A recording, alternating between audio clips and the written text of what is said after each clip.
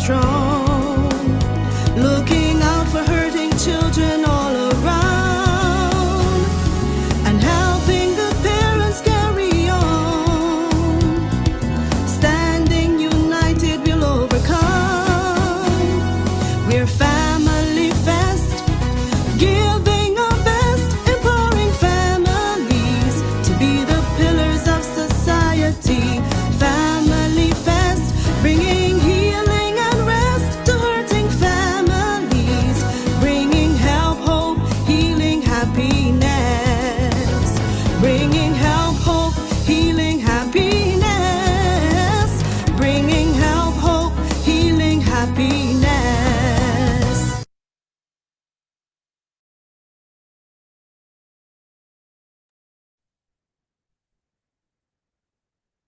Hello and welcome to Family Fest Barbados 2025. I am Lisa Naughton and excited to be here yet again for another discussion, which I am sure will be riveting. So today we are going to be looking at rebuilding trust, navigating infidelity, and trust issues in the family. Quite ticklish, but our panelists this evening are all very equipped and ready to have this difficult but courageous conversation. So our panelists this evening, we welcome Dr. Denise Charles, Reverend Anderson Kelman, and Mr. Sinclair Brown. They'll tell you a little bit more about themselves as we start. And I just want to share with you why we are here, the vision behind this particular topic of infidelity and trust issues in the family. It lies around the fact that these issues are so complex, they're multifaceted, and they affect numerous households across the entire globe. These issues arise from so many different circumstances. We have emotional, physical, and even financial betrayals. These impacts, the effects on the family, these breaches of trust can be so profound in families, and it can lead to emotional distress, mental health challenges, a breakdown in the entire family dynamic. Addressing these concerns requires a compassionate yet comprehensive approach, one that recognizes the pain involved while seeking pathways to healing and rebuilding the trust that has been broken. This panel discussion, we aim to delve into the intricacies of infidelity and trust issues in the family. We want to explore the causes, we want to look at the consequences, and for sure, we want to offer solutions from multiple perspectives. So we're going to hear the various perspectives that each of our panelists have here this evening. So welcome, panelists. We're glad to have you here with us. And this is the opportunity where you're going to be just telling our listeners, our viewers, a bit about who you are and why you are here this evening, the perspective that you will bring. So let's start with the lone lady panelist. Dr. Charles, we'll start with you. Just give us a little bit about who you are. Good evening, everyone. Well, I am a professional educator. I have been for well over 30 years. I currently work in the area of educational leadership at the Ministry of Education. I'm an author as well, a specialist on relationships for many years. Since 2008, my husband and I started a charity which looks at relationships. We do lots of counseling, marriage preparation. We've done several presentations and workshops and so on at churches, conferences and so on at churches and other organizations in the area of relationship health, not only with respect to marriage, but also with respect and marriage preparation, but also with respect to singles. We currently host our own podcast, Strong Love Speaks. Yeah, that's me in a nutshell. I've written 4 books. The last one in conjunction with my husband, our true love story, Journey to One. Oh, nice. Beautiful. So you're gonna have quite a bit to say. Yes, so to you, Reverend Kelman. All right, well, very blessed good evening to all. Thanks for the invitation. I'm not sure why I'm here, though. We know why you're here. Maybe because I'm Bradley's friend. Probably that's why. No, not that's kidding you. Well, I guess I'm here because I work in the area of counseling. I've been practicing counseling for 30 years now. And I do quite a bit of work with families, couples, as you said, Lisa, there's a real significant issue in terms of infidelity right across every level of society, every class. It doesn't matter. It's a very significant issue, and so I've worked with persons who have struggled through the whole process of forgiveness, and so I can share some of those personal experiences, not my clients' stuff, but in terms of my own suggestions and workings with those with persons generally. Okay, wonderful. Over to you, Sinclair. Yes. Good evening, everyone. Blessings in the name of Jesus. It's a pleasure to be here this evening. Speaking on this particular topic, I am a counselor, I'm life therapist, and life coach, and I've been doing it for probably 15 years or so. I'm really investing in the spaces of helping persons navigating through things, even from a biblical perspective, especially from a biblical perspective, understanding the causes, the effects, and as a result, methodologies that we can seek to help others to get through this thing called infidelity. Okay. All right. So we're going to jump right in. And I want to ask you, I mean, all of you, if you want to win, you can, but definitely if you feel that urge, for our listeners and our viewers, what are some of the common causes of infidelity in relationships? What are some of the common causes? Who's going to start with this one? Reverend Kelman, your mic is open, so I guess it's over to you. Some of the causes, of infidelity. Causes is a very strong word. I oftentimes see infidelity as a choice that people make. Okay. The context that might create a ripe opportunity for infidelity might be issues of unmet needs, in the concept of the relationship. It may also be behavioral, in that persons may have had a lifestyle of having multiple partners, and that may have been a familial issue as well. The family, they've seen that repeated over again. The family, maybe their parents, older siblings, becoming involved, and of course, then there's some persons who feel that there's an entitlement, that I should be able to have as many partners as I so desire. That's the manly thing to do. No, I'm not suggesting for 1 second that only men are unfaithful. Of course, we know that women are also unfaithful as well too. But in our cultural context, there's a sense whereby, if you have just one female as a male, something is seen as being woefully wrong with you. As a matter of fact, I remember as a youngster, I had an uncle who told me that in our family, that's not supposed to happen, right? Of course, I mean, as a Christian, that's a whole different story, but how he saw it was that the men in our family, usually have more than one female. So there's that familiar pressure, that contextual issue that, gives men the license at times to be involved in more than one person. Now, again, like I said, both men and women can be unfaithful to their partners. And of course, you mentioned issue in terms of financial infidelity, persons sending money home to their friends of origin, their wives or husbands knowing. They have secret bank accounts and that kind of stuff. And of course, when they're known, it becomes a very difficult issue to navigate, because the other partner feels as though they've been cheated on, and that creates a whole serious situation. So I'll just share those opening comments, and I'm sure Sinclair would want or Denise would want to kind of add to it. Yes, he'll pick up from you. Yeah, I really actually want to hear Dr. Charles before you jump in. Okay, that's all right. I can speak, no problem. I think there are multiple reasons why infidelity occurs. Obviously, there may be slightly different reasons between men and women, between husbands and wives. I think that, generally speaking, we could perhaps say that infidelity occurs perhaps because of some maybe unmet need, unspoken need. There are different types of infidelity, obviously, even within the sexual domain. You might have the one night stand or a very brief encounter versus a long-term romantic relationship. But I think when people embark on an extramarital affair, it is not necessarily that they were looking for it. They may not have necessarily been looking to do that. In some cases, it begins from a point of emotional connection, which can also be a form of infidelity, of course.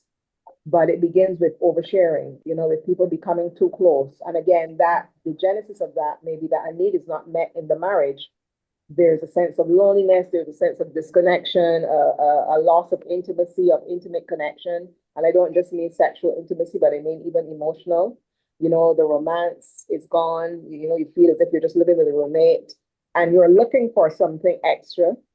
You may not necessarily be looking for sex, but you're looking for that sense of connection, and you find it in someone else, and that leads to a sexual relationship. There could be a case where you're not even thinking, there's nothing deliberate about your action. You're perhaps just in a space where you become close to somebody that you work with, or somebody that you're at the gym with. You begin to just have a normal friendship, and then it morphs into something else because you've let your guard down. And, you make bad choices, and you end up then in a space where you find you're connected to this person, and you feel as if you can't get away. Then there are those who deliberately set out to commit adultery. They're angry at their spouse. Something has happened. There's been a breakdown in the relationship. There's anger. There's bitterness. And as a result, the infidelity is an attempt to get back at the partner, to punish the partner. The partner may himself or herself have been unfaithful, and you seek to repay it with infidelity of your own. Sometimes it's just a matter of bad judgment. It's bad judgment. It is something that you might have witnessed in a previous space, a previous relationship, a previous familial relationship. And even though you don't believe it is right, you fall into it because, you think that it is just another one of these things that happen with adults, so you excuse it away. Infidelity can also occur because of trauma. So you may have been through a traumatic experience that has not been resolved. I've found, particularly with respect to men, that because men tend not to speak about traumatic occurrences that happened to them when they were younger, whether in the context of the family or in the context of previous relationships that they may have had with women, with older women, with other women, may not just, or it might have nothing to do with a romantic relationship, but just maybe parental trauma or some other type of trauma. And there is an extra need for validation. We know that we all have that need, but there may be an extra sense of neediness within the man. And because it is not something that he speaks about, he may never discuss it with his wife. That extra need for validation and so on, he seeks it outside with other women because he wants to feel that he's valued, that he's special, etc. And he finds himself, in the grip of unfaithfulness. So there are myriad reasons why people do get into these relationships. Women may be looking for emotional connection that they don't have with their husbands, etc. I could go on and on. It was wonderful hearing the reasons, though, and I look forward to maybe look at the strategies, to deal with it. So yes, Sinclair, you wanted to add as well. Right, not in a huge way. I know that I've heard and scanned through some of Dr. Charles' books. So that's why I wanted her to jump here, because the truth of the matter is that there are so many reasons, and some people just talk about a couple of them, but there are still others, as as Dr. mentioned. So they have inner child issues. You have, because if we look at just a couple of the types of infidelity, there's physical. There is emotional infidelity where something physical may not have happened, but the communication on that level, because the communication is a space where you're connecting with another human being in a space that should be reserved for your spouse. And even with this whole digital, because we are so much in this phase of the phones and technology, so there's so many platforms that we can communicate in those areas of infidelity. And there was also mentioned, which is a interesting one, financial infidelity. And it was, in a sense, spiritual infidelity, but that'd be another program altogether. But the financial infidelity, I think, is what a lot of people don't talk about. It was mentioned earlier Yeah. by Mr. Kelman, where people can now be dealing money and sharing money and all those things with another person or taking advantage of a situation. And people don't recognize that can actually break down a relationship when we talk about financial infidelity. So those are so many reasons, and that's why, from a counseling perspective, that people that when people that's why they need healthy therapists, because the thing is just one reason or it's a gender situation. Many times the inadequacies, some people are just straight up, like I said, unfaithful. But many times there are situations that can be causalities. You're not making excuses for a situation, but a lot of causalities to it. And that is one of the reasons that we need to have people that are able to help persons walk through this so that they can find ways to pacify through this. Okay. All right. So we looked a lot. I think when we examined this, we really looked at the infidelity, but let's see if we can lean over to the side of trust issues. In your professional opinion, how do trust issues tend to manifest within the family? What are your thoughts there?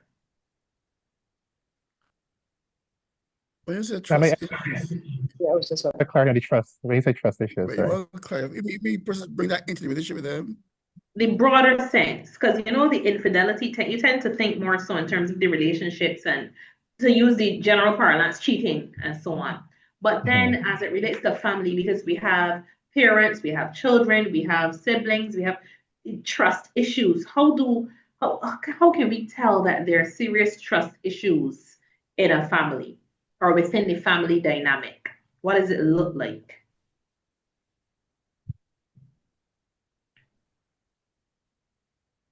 I'm not sure if I understand the question. I'm not sure the other panelists get it. So you mean trust issues as in relate to after infidelity, or are you saying this is something that could cause infidelity as a lack of trust? Not too So sure. let's go a little broader because we looked at Mhm. infidelity, which tends to happen between couples and so on. So Mhm. let's look when you look at a family and you say, you know what, this family has some trust issues. What does it look like? How can we tell? Because families aren't always couples. There's some single parents and children. There's sometimes a case where you may have extended family, grandparents, and others. But you can look at this family, you can tell there are some trust issues and sometimes there are persons who are here watching who their families may even exhibit certain characteristics or have trust issues, but they don't realize what does it look like? So hey, a family that has trust issues looks like this, does this, behaves this way. I'm hoping I'm a little clearer now. I Well, guess we're trying to make, I guess we're um, trying to make a connection with the first part of the discussion, even though I think you're seeking to speak to it generally. Yeah. Right. So I think that trust issues aren't something that will just come out of nothing, you know. Okay. Uh, if a family is accustomed to each other and they connect with each other and they're living their lives together, whether that's a parent with children, a husband and wife, or a single parent and a child, people aren't just going to develop an issue with trust just like that out of the blue. It has to come from somewhere. So I'm thinking that if in a normal, well-adjusted family or a reasonably adjusted family, you probably wouldn't find significant trust issues. That is my estimation. I think Okay. trust issues would come about if there has been something in the family to cause a breakdown in trust. So if somebody has done something that has been very dishonest, and as a result, they have lost the trust of one or more family members, then that trust needs to be rebuilt. And that is so within the context of infidelity, which we spoke about at first, or any other behavior that that is sort of governed by a lack of integrity, because infidelity is a lack of integrity because you're dishonest. So any dishonest behavior could spew off then into the development of trust issues. I think that a family is supposed to be a space where you are attempting to cultivate good values, right? Yeah. You're attempting to cultivate good values. So, this is something that even happens in non-Christian homes. So, you don't just want to think about people who are Christians, but lots of people who don't even go to church try to get their children to be honest, try to practice the golden rule, do unto others and so on. And they try to inculcate these kinds of values in their children. And I think that families that are built on those kinds of traditional mores, traditional familial mores in terms of behaving a particular way, showing respect, having integrity, being honest, and so on. I think once those kinds of values are at the foundation of a family, the family will be in fairly good stead. But if an individual, for some reason or the other, does something, he or she is led into doing something that is dishonest, then that individual introduces a lack of trust into the family situation, and then it could spell danger from there, if it isn't dealt with. But I don't think that trust issues is something that are just going to spring up like that. I think we have to look at it within the context of something having happened in the relationship that causes a lack of trust, which is Right. where we can make that connection to the infidelity, if that's what we're talking about tonight. I want to jump in there though, because I think someone said it on the chat that persons can bring into the relationship trust issues, right? And it may not necessarily spring from an event in the relationship, maybe be from how they have been raised. Someone mentioned trauma earlier. Maybe there were issues in terms of bonding, in reference to the parent, bonding issues. What Sinclair talked about, inner child issues. So those are all realities that can affect a relationship. Now, you asked how it looks, and I would say that, well, there are three basic types of families. There's what we call a disjointed family, the enmeshed family, and the family that normally is a normal kind of family, right? So I would say that trust issues will present themselves as either control, where one person tries to control the other individuals as a way to feel as though they have a measure of in charge of, so to speak, because trust issues really create fears, fear of loss, fear of rejection, and so the control dimension will be evident in those families that have trust issues or disjointedness, whereby they just don't connect. They just do their own thing, ships past the night, no kind of togetherness, coherent, so just disjointed. To me, trust issues will present in those two ways, in the broader context of the family, especially if the person has brought that into the family dynamic. And also remember as well too that the parent, mother and father, whether married or unmarried, doesn't matter. They're actually the family's executive, and how they relate to one another will set the standard for how the siblings relate to one another as well too. So if there's no trust, then chances are siblings are going to struggle to trust one another as well. So I would say it looks disjointedness or control. Okay. Wonderful. Thanks so much. Thanks so much. Now we're looking at the whole matter of infidelity, and we're looking at trust as well. Question for you as it relates to the consequences now. So when the infidelity is taking place, what are some of the effects? What are some of the short-term effects, the long-term effects of the infidelity on all of the family relationships? Yes, to start the ball rolling. There's several, and they just as a domino effect. We talk primarily to the spouse. There's a lot of emotional hurt, pain, lack of trust, because remember the matrix that you believe that exists, they know falls apart, right? So the things of when, how, where, why, because your world is just shattered. So for the initial spouse, the emotional effect and the physical of those emotions. Because we must understand trauma is done to the body and not to the mind. So your emotions are afraid, you're your nerve centers are thrown off, right? So the heart is palpitating, then your entire system is shocked as a result. Yeah. So we have the emotional, we have the physical, we have the family dynamic if they are aware, because sometimes it can be kept between the two, but let's say the children are aware now. So now, depending on the dynamic of that relationship with the children, are they stepchildren? Are they biologically both parents? That is an effect inside of the home. Are we living with extended families? Are we living with, mother, fathers, or siblings within inside the relationship? Because now, once again, they're living at her mother's family. So this, takes Mm. on different relationships. You have brothers, that could be very dynamic.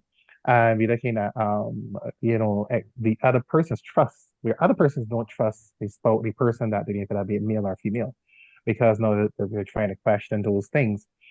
The aspect of financial is also very huge, because here now is the possibility or probability of resources that now are could possibly be divided, or real estate that can be divided.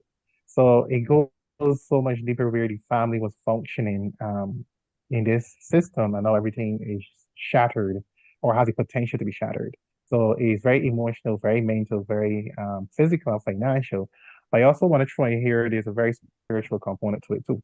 We Yeah. kind of deal with marriage, and we speak about marriage from a spiritual part, but when it talks about infidelity, we really want to throw in the spiritual component. And there is a spiritual impact of both men and women, and the impact that it causes to individuals, even from a spiritual perspective. Well, okay.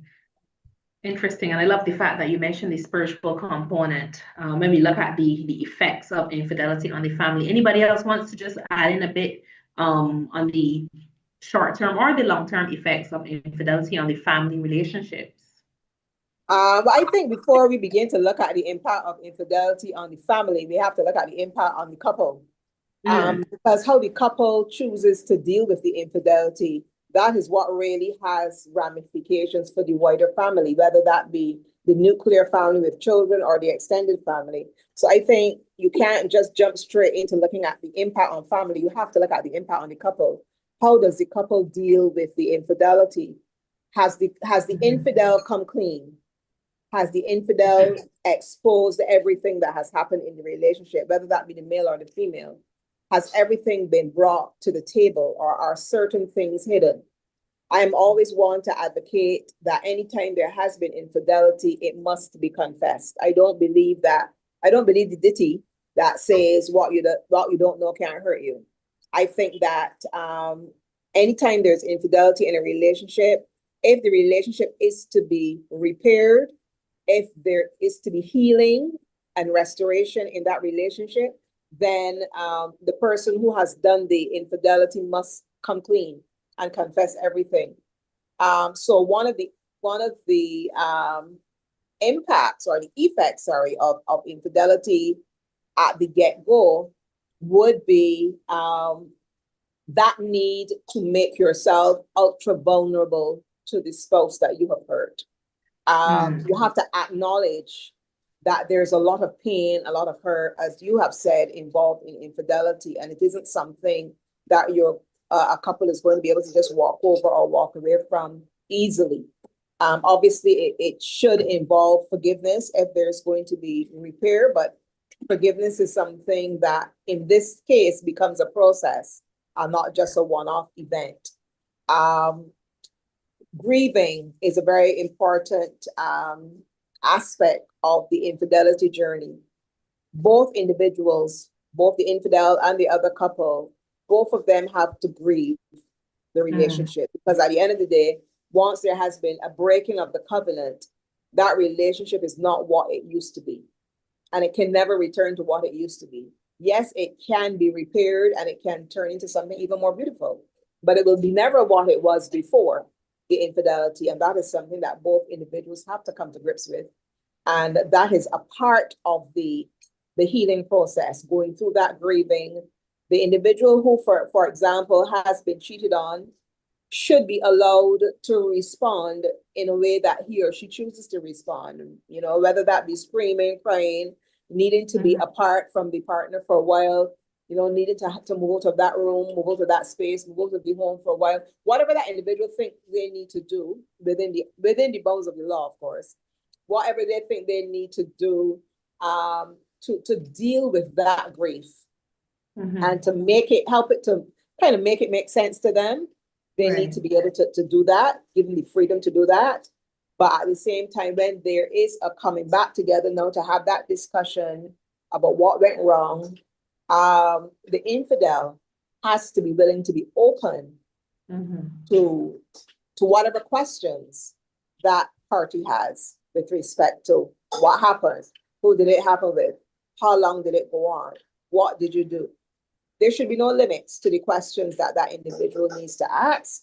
Some people may prefer not to ask any questions, and that's fine. If you're fine with that and you don't want to know the details for your own mental and emotional protection, that's also your choice.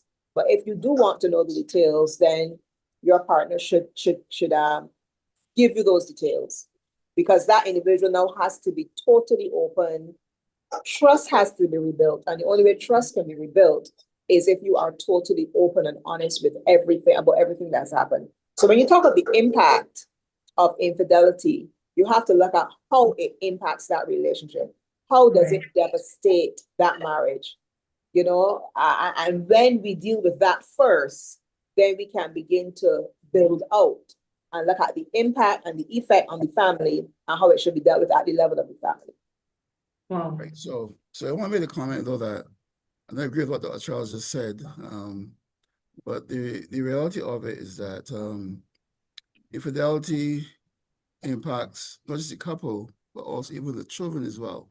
Yeah. Because sometimes you can have issues whereby the children take sides, and you have what we call polarities in the relationship, and that can be very damaging.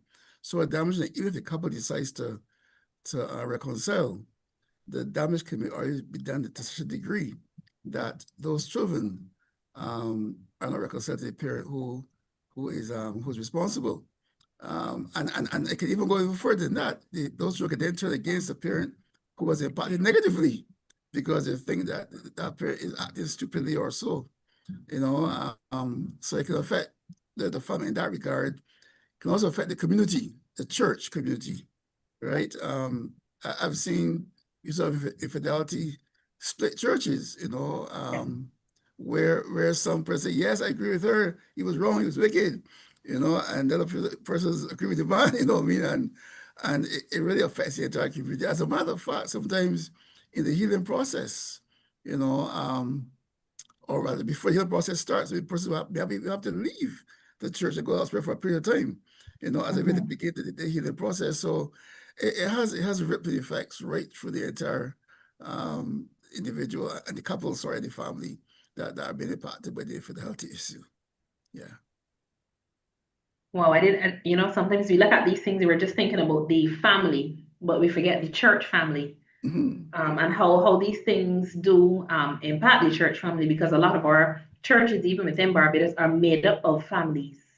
Right there, I know that from my home church as well. So, St. Clair, you want to add anything else on the effects of Well, I did start on the effects. So yeah, so I did contribute to the effects of the impact when you talk about the family and the stepchildren and different things like that. Okay, all right, wonderful. So we are looking at the effects. We've had that view. Now we want to look at the strategies. Dr. Charles, you actually started to give some strategies just there. And I really like how you went into it in terms of the confession and the openness and the honesty. But what other effective methods can we share with families who are listening or watching as it relates to rebuilding trust within the family? If we're rebuilding, we're assuming that there has been some kind of infidelity and some kind of trust has been broken. How do we rebuild? Where do we go from here? Well, as I said just now, we start at the point of honesty. And that honesty, as Reverend Kelman said, I am not just speaking about it within the context of the husband and wife. That's the primary couple who has to deal with it first. But even with respect to the children, or depending on the age of the children, the parents, the couple would need to have some sort of conversation with them. So I am in total agreement that it does impact children. And we grew up in a time, I grew up in a time because I witnessed this, I lived through this myself with my own parents. Mhm. So I'm talking from a space of experience where Right. these things were not spoken about. And the whole question of infidelity impacting the church, it wasn't impacting the church because nobody in the church talked about it. It either was hidden or nobody discussed it, you know. In the Things open.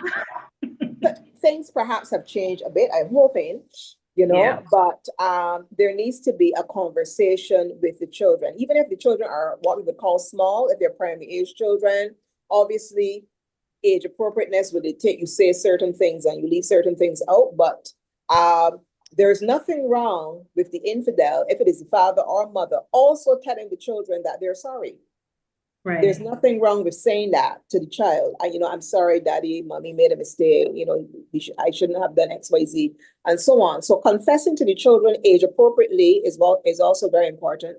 Trying to get from the children how they feel about the situation, allowing them to articulate their feelings, because children do feel strongly about these things. They feel strongly about the actions of their parents, and they're exposed to so much now through social media and television and so on. So they know exactly what goes on when somebody is cheating. They know exactly what goes on. It's true.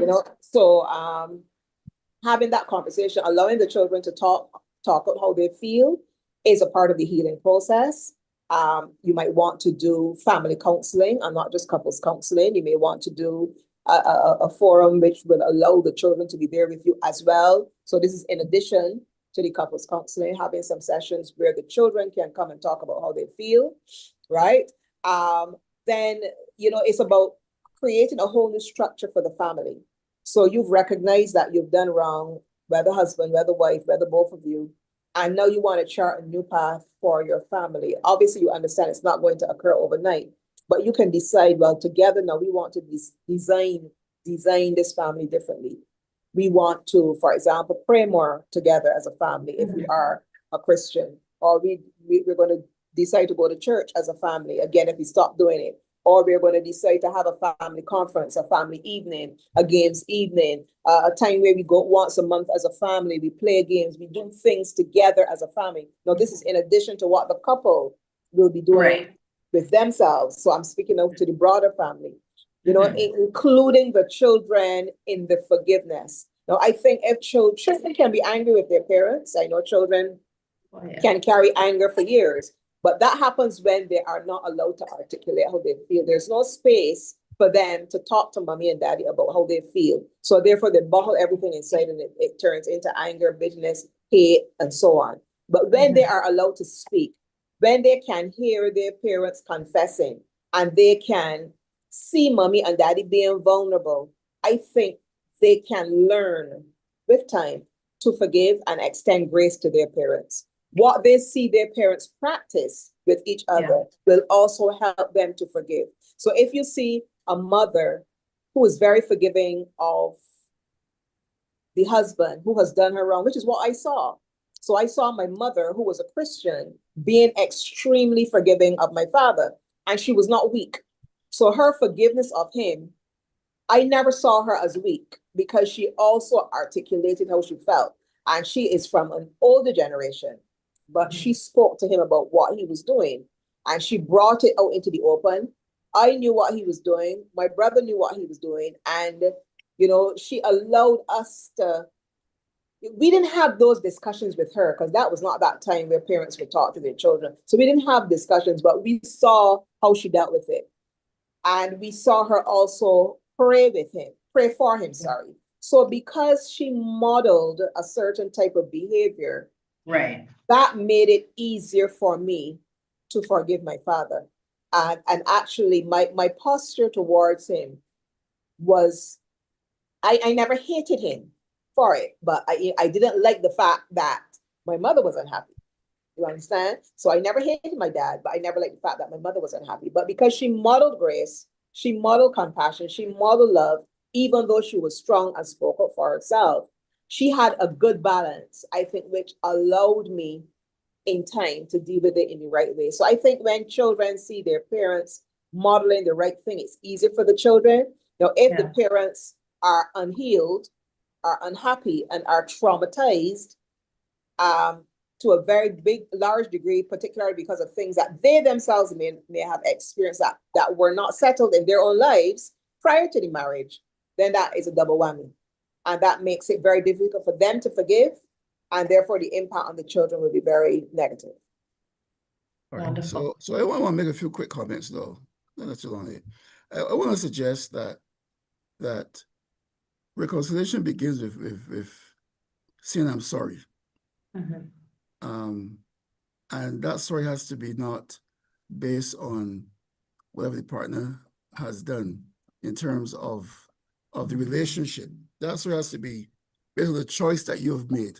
That's what I said earlier, that I said if there is a choice, right? Because you could make the determination that this marriage is not working, it is not working, you can leave the relationship, okay? When you choose to be unfaithful, you've made a choice, right? It doesn't matter how bad the marriage is, you've made a choice, all right? And that person who made that choice should say sorry for making the choice, all right? That's the first thing. The second thing, though, is that I don't believe there can be reconciliation without persons acknowledging where they've gone wrong. All right. And I oftentimes in my counseling with persons who are unfaithful, I normally talk about the issue of the mouse in the house. So I tell persons, if a mouse comes in the house, you gotta kill the mouse first, right? Or get rid of the mouse. You also find the hole as well it came through. Because if you just kill the mouse and leave the hole open, eventually another mouse is gonna come through. All right, so it has to be a sense whereby persons acknowledge, I've done wrong, I'm sorry, and then the repair of the relationship begins. I also believe that forgiveness is a gift, and the person who has been offended at some point in time needs to give the gift of forgiveness to the offender. And I'll tell you why. Because questioning of the offender can become torture of the offender. I believe there should be a big tell-all where you ask any question you want to ask for a period of time. But there has to come a time when the person who is offended give the gift of forgiveness to the offender. Because there's nothing the offender can do to merit that forgiveness, nothing. He comes home late from work, one night, and instantly, I wonder where they've been. A strange phone call comes through. Who's that calling? Right? There has to come a time when the person who's offended says, listen, I'm giving you the gift of forgiveness. And unless that happens, then you're going to have a problem until the reconciliation. But Reverend Kelman, I also believe that if you offended your partner, then one of the far-reaching results of that breach of trust, which is something that you're going to have to live with, is that constant questioning. If it continues for 3 years, you have to put up with it, and you have to be gracious and tell her or him every single time they ask where you were. That is a part of your accountability. It doesn't mean you are not forgiven, but it means that you have to acknowledge that things are not going to be exactly as they were. And that is a part of the process. Right. That's how I feel. Right. I'm not going to put a term on it because each person is different. Each person's background is different. And how persons see infidelity will be not just the event that has occurred, but also life experiences as well. All right. So, and that has to also be navigated through therapy as well, too. Because even though the guy or the girl says sorry, they must also be able to understand that their response is not a general response. Their response is specific to the individual based on their background reality. And even in therapy, that has to be unpacked as well. So my thinking on it is that I can't say 3 years or 4 years, but it can't go on ad infinitum. Because if it goes on forever, then what's the sense of the relationship? It makes no sense. So there has to be come at a point in time, whether it's 2 years, 3 years, 10 years, I don't know, where the couple gets to a space where they begin to rebuild that trust. If every time he gets home late or she gets home late, it's an issue, then I want to suggest that that relationship has no right being. So how do you counter that issue? You counter that issue by being accountable, by always telling her where you are, or always telling him where you are. That to Makes me no is the difference. solution. That makes no difference. Because if There's some listen, there's some issues of infidelity, some persons who have had issues of infidelity, who for the rest of that relationship, for the rest of that relationship, they're reminded of it. yes, I guess in jump in here. those Let me cases, jump in here a there has second. been no healing. In those Let me just cases, if it goes on forever, there is no healing. That's the point I'm making. It has right. not been properly ventilated. They may have said they forgive, and sometimes that's the problem. People, especially for Christians, you know you're supposed to forgive, so you rush the next day or the next week and say forgive you when you really haven't. You haven't grieved. How can you forgive if you haven't grieved? So that to me, that the process sometimes gets shortchanged because we want to rush and say, I forgive you without going through the process of proper grieving and healing and information gathering that you need to be at rest and at peace. Right? To me, that's the reason why sometimes it gets waylaid. Yeah. I guess we're listening to both parties because I do believe, as you said, there need to be that whole transparency, honesty, accountability. And I think that's where a third party comes in because I think for both parties to just navigate it on their own, I think be very difficult. Because remember, this is not something that happens all the time. And I guess we're leaning a little bit more to Reverend Kelman on this, where there should be a time. I'm not saying, as you said, I don't think it should be rushed. I don't think it should be a rushed situation because, as I said, people are different. But I do think that there should be a point where we are saying, no, where Dr. Charge is saying, no, we have to use accountability, transparency, and honesty. Because once again, the matrix has fallen apart. And so going for a bottle of milk before was easy, but now you're going for a bottle of milk. Therefore, you say that before, and that was the time you did something crazy. So obviously, accountability, transparency, and vulnerability is the tools I think after venting, grieving. I think there should be the point where we know how to build. And as you said, Dr. Charles, it can't look like what it was before, but it has to be built. And we need to go start building. I guess I agree with like him if we 3 years in and we're still on, because some people's brains are different. And that is the thing about it. We don't personalities here, no, with gender situation. There are people that are overthinkers and their brain don't turn off. So their brain just keep going. They're sleeping in their brain going. So even if we say that this person came in where this person had trauma from something else outside of that, the strategy of the therapist was to help a person to manage how they manage information, period. So you have a trauma that happened to a person who is an overthinker, who's very detailed. They are the IT technicians, those are the accountants, those type of brains. So here's trauma, and this brain is not turning off. So having them to go through this here is torture for them and for the validator. So the answering the question does not lead to a solution. It just leads to more questions. And it is as the therapist comes in to actually to help this wound of the overthinker, right? As I said, there's some people I don't want to know. That's a different personality. That's not a gender. That's a personality trait. There's some people, let's get the information. Let's get the information out of this trauma. Let's put in some balm. Let's heal it. And they're through that. But for the other persons that their brain doesn't turn off, to allow them to just keep going through this rumination is torture for them too, because the brain just does not turn off. And to leave them in that is torture for, and to me, that is a place where it can actually destroy the marriage that we're trying to help as a therapist. So to help that brain that doesn't turn off, we have to help that person to understand that we've asked that question 50 times. Let's see how we can deal with the trauma. One of the things as a therapist, we normally try to heal trauma with intellectual information, but trauma is done to the body, is done to the nervous system. So talking to that person is not necessarily the major part of the solution. That's why we have eye movement therapy and different physical therapy that we teach. That way, walking and exercising. That it might seem crazy, but deep breathing exercise and mindfulness is a way to help this brain redirect. Because what has happened, the trauma has born some tracks into the brain, and the brain is just going to always go there. So it's affecting their work, it's affecting everything else. So it's not a healing.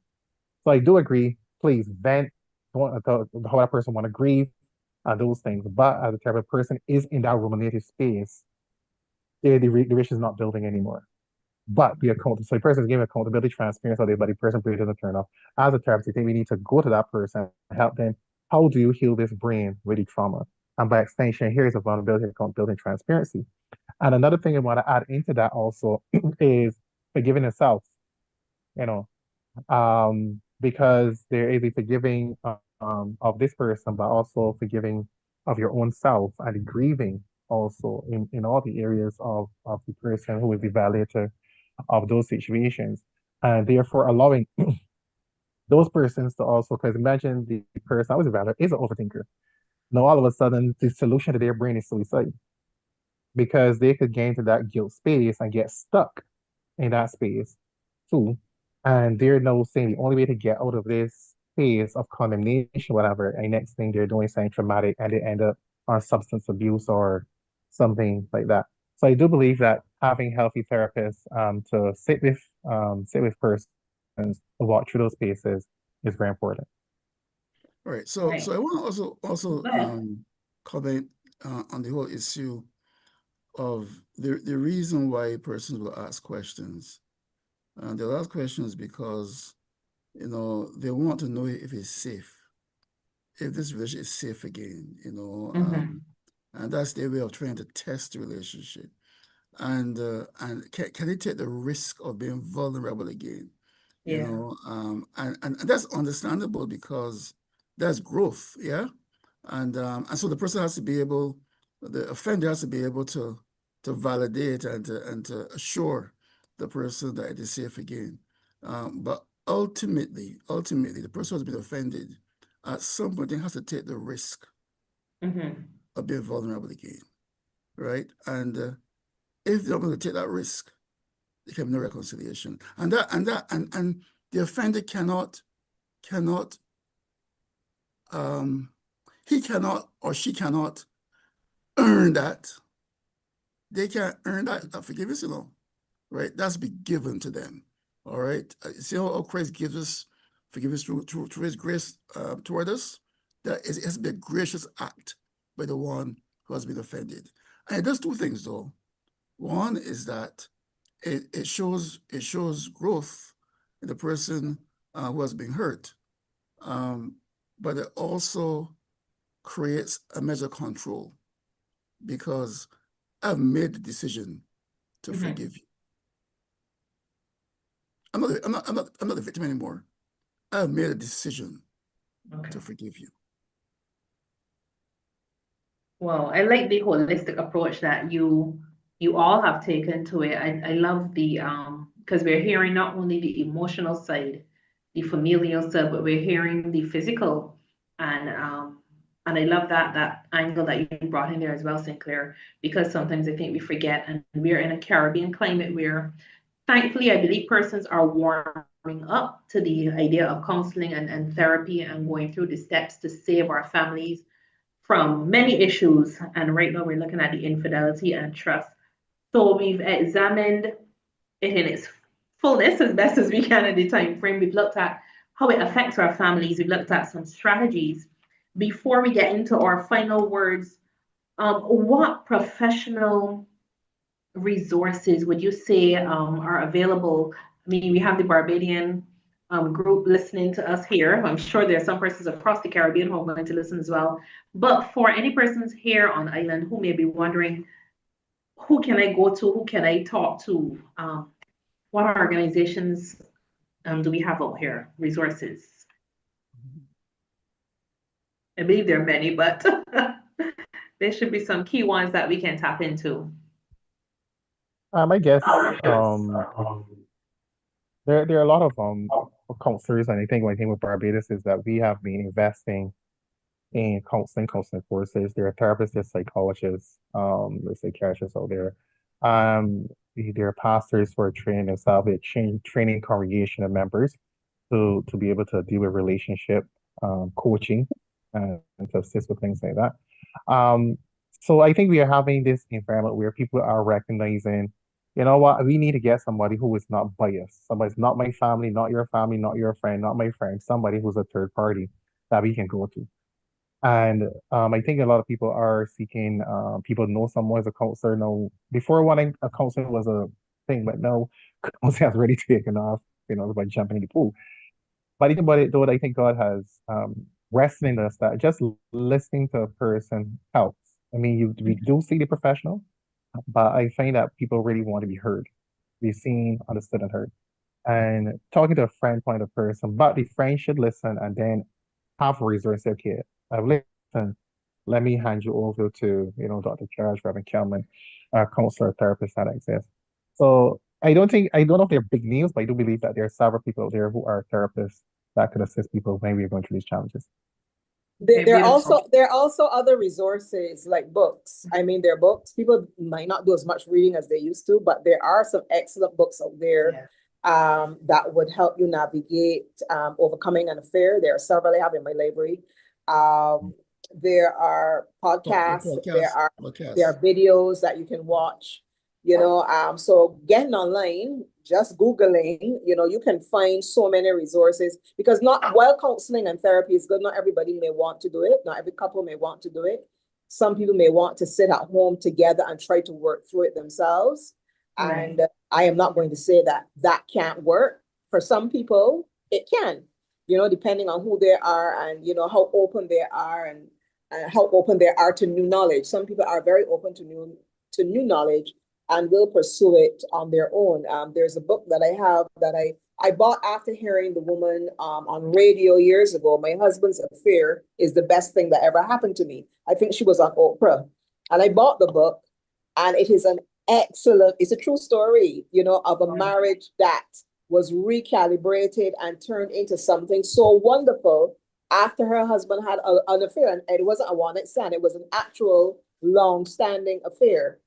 And, because of forgiveness and so on and all that they went through together, their relationship is now, powerful, and they work with other couples across the world, so hope can be harnessed after infidelity. And I think that is something that we want to give to people. I agree with Reverend Kelman that forgiveness is a choice. It is a choice.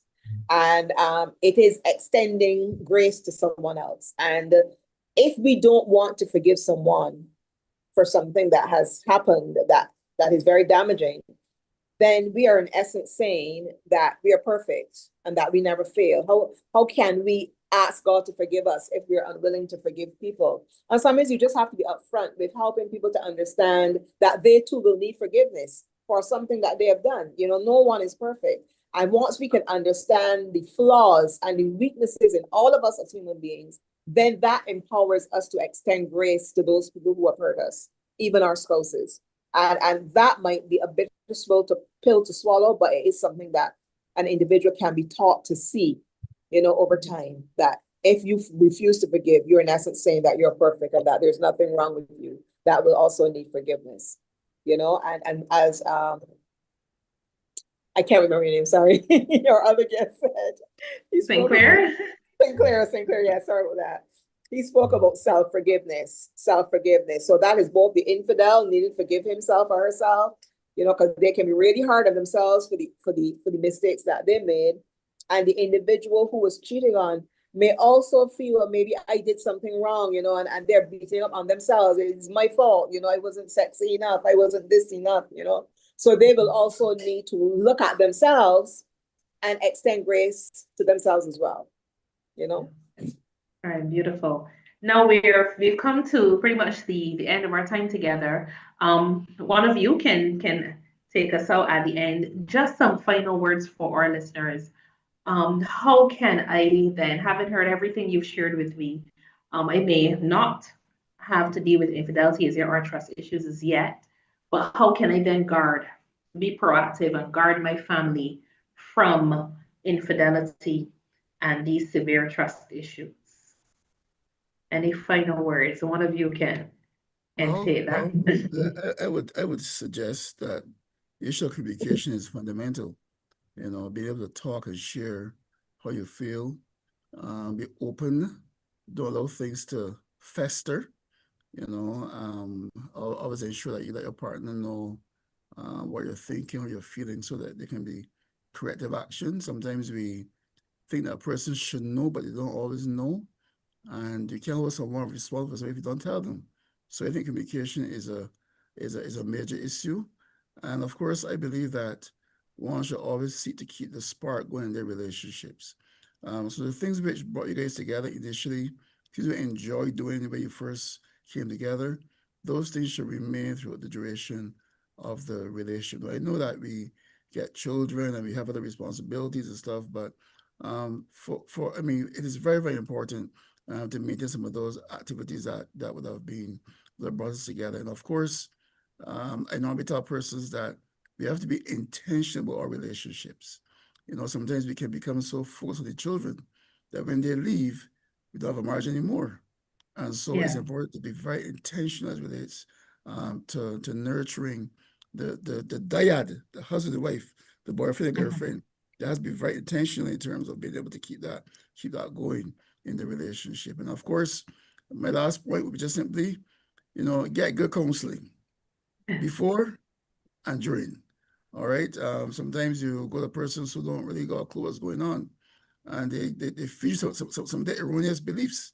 You know, get someone who knows what they're doing. Get some decent counseling before you get married, and the issues arise during the marriage. As Sinclair said, find someone who's unbiased who can journey with you through whatever the issues are that you're going through. Thank you so much. Thank you so much. Thank you, Mr. Sinclair Brown, counselor and life coach. Thank you so much, as well to you, Reverend Anderson Kelman, counselor and pastor, and to you, Dr. Denise Charles, author, educator, and relationship specialist. It has been wonderful hearing from all three of you. I believe that lives have been and will be touched as persons watch and as they listen. So to all of you joining in with us today, we want you to join us as well on Sunday, the 13th of July at 5:30 p.m., where we'll be looking at breaking the silence, tackling domestic violence in families. That's our final discussion for this Women's Week. And our panelists this Sunday coming will be Shernell V. Clark, Barbara Goddard Daniel, and Caroline Bennett. So invite your friends and family, make it a thing, you know, and sit together, have a listen, and feel free to comment and send us anything you want to online, and we'll be able to answer it during our live discussion here. So thanks. This has been Family Fest Barbados 2025 once again, and we look forward to joining you very soon. We're family first, giving our best, empowering families to be the pillars of society. Family Fest, bringing healing and rest to hurting families, bringing help, hope, healing, happiness. With God on our side, we're marching strong, looking out for hurting children all around, and helping good parents carry on. Standing united, we'll overcome. We're Family Fest, giving our best, empowering families to be the pillars of society. Family Fest, bringing healing and rest to hurting families, bringing help, hope, healing, happiness, bringing help.